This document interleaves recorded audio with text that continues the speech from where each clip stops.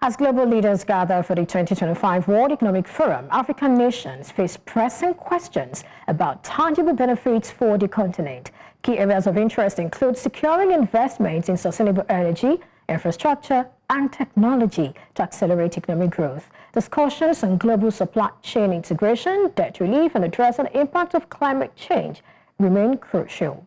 Well, joining me for more on this, I have Clive Ramathibela-Smith. Clive Ramathibela-Smith joins me for more on this. He is the Senior Executive Partner at Hecare Capital and Partners. Thank you so much for joining me today. Thank you very much, my sister. It's an absolute pleasure. All right. Now, the theme for this year is collaboration for the intelligence age. And we all know this age presents, some sort of unprecedented opportunities and challenges as well. Now, talk to us. How apt is this particular theme? And how well do you think Africa is even leveraging AI to foster economic growth and innovation? Well, let's be honest. Africa is very far from what we call the fourth industrial revolution, which has been the theme for the last couple of years, that has seen penetration right from the Eurozone and in the Americas, who are obviously the fourth leading nation when it comes to technology advancement. But what's been interesting is looking at what the rest of the world has been doing and looking at countries like China, India, mostly in the Asiatic countries as well, who have really fast-paced themselves and put themselves ahead and maybe even on par with the rest of the Western world. But what is it that Africa is doing to try and penetrate that market? We know that countries like Kenya, for example, have partnered with the likes of the World Bank.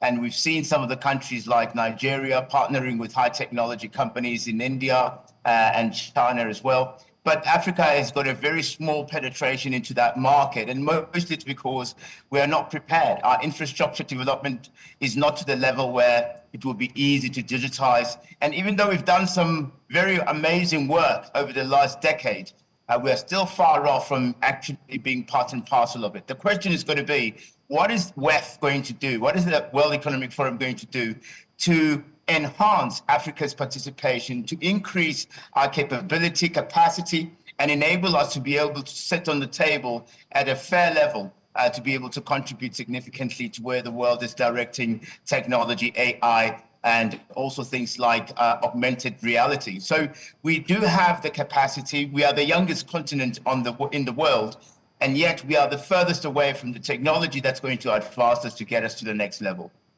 Mr. Smith, I would have asked, if you think this would be served a la carte, because you're saying you're asking what the World Economic Forum would do so that at the end of the day, Africa can get a seat at the table. But shouldn't it be the other way around? Maybe Africa needs to begin to do some things and begin to ask some questions, so it can get a seat at the table.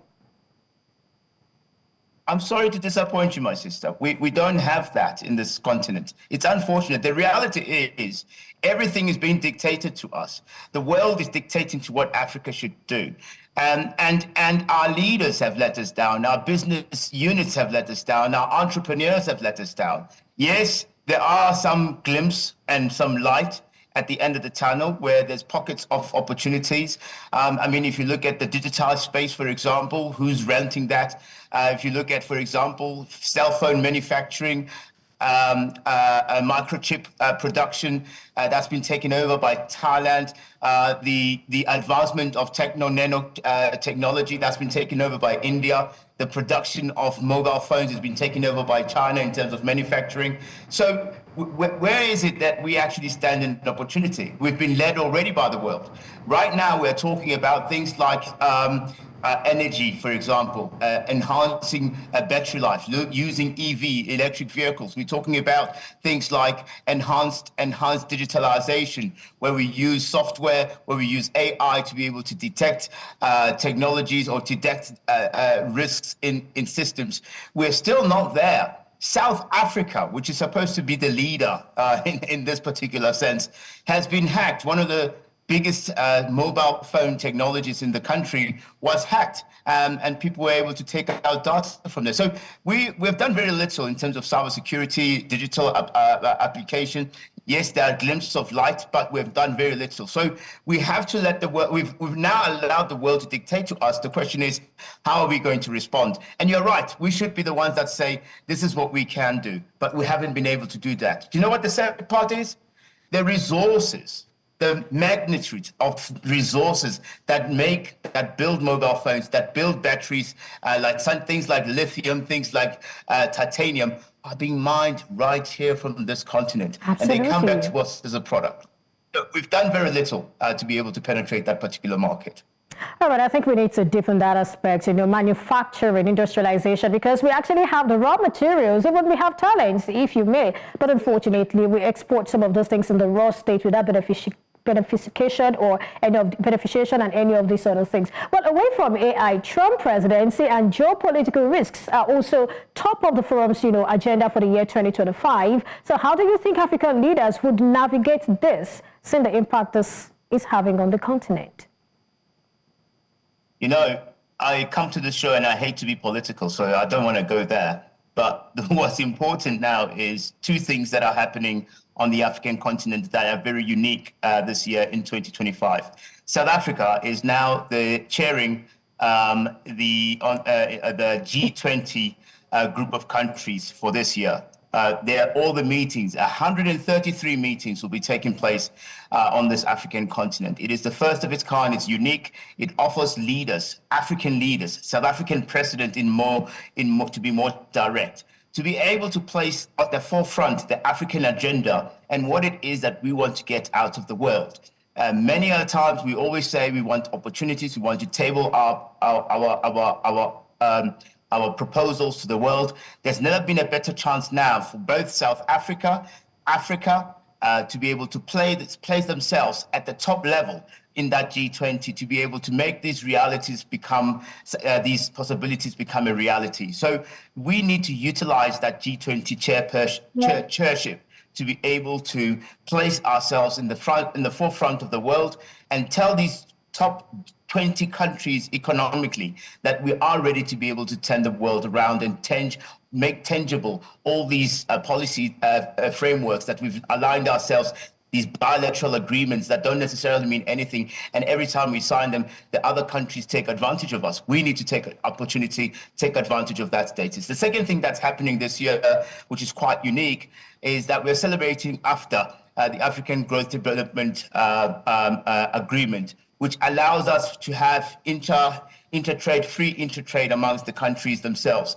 To date, South Africa still is the largest contributor to that. So smaller countries on the African continent are not utilizing that space, particularly when it comes to digital spacing, what we're talking about right now, about AI and sharing knowledge, sharing expertise, sharing a capacity of how we can take advantage of the fourth industrial revolution, but also how do we prepare our people for a technology world that's going to take some of the jobs that are traditional to the African continent so that we can be able to prepare our young people for jobs of tomorrow. The last thing I just want to mention, which is also very, very critical to the economic infrastructure that we are experiencing on the continent, is the following. We need now, more than ever, to be able to prepare ourselves to be a host for these kind of technical or technology advancement. Why am I saying that? The world is in tatters. We've got a war going on in Europe. We've got a war going on in the Middle East. Even though there's a ceasefire at the moment, we have food security issues in South America. Africa has never been better positioned to be able to take advantage of the opportunities that are available in the world. And on top of it, we have the resources to do it. So the question is, are we going to take opportunities like that seriously? Are our leaders, our presidents, are our prime ministers going to take advantage of that platform? If they don't do that, then we'll sit again and we'll be begging again from the world. And that's why I started and I said, we always let the world dictate to us what we want to become. And yet we have the resources, the power, the knowledge, the intelligence to be able to do better. Right. So does the WEF, that's the World Economic Forum, does it present an opportunity for African leaders to actually, take advantage of this opportunity you say we have? Of course it does. It's the platform for the world to be able to recognize what countries. So how do we begin to do that? Talk to us about we mustn't. Sorry, carry on, please. Go ahead. we don't want to be seen to be always going begging, my sister. And that's what this World Economic Forum has become. It's become a platform where African countries, South Africa alone, every year to take us to that particular place, we spend just under R1 billion worth of capital of taxpayers' money for us to go to Switzerland and to sit there and have these talks. And they sound like they're now becoming more talk shops than anything else. So we need now to have tangible reality that will be able to turn into real economic change and foster that into the country and into the continent as well. So yes, it's fine, it's great to be there and be part of the World Economic Forum, but what is it doing for the people at the local level? Certain things have changed, and I'm sure nobody is going to ignore the fact that yesterday, the 47th President of the United States, Donald Trump, signed a slew of executive orders that completely and utterly remove America from the rest of the world. And not only that, puts every country now in a very unique position to decide whether or not they want to be partners with the United States or any other countries globally, particularly in the West. So there's another opportunity for Africa to forge forward at the WEF and say, listen, you are going to be dealing with a different America. You're going to be paying tariffs. You're going to be increasing your expenditure,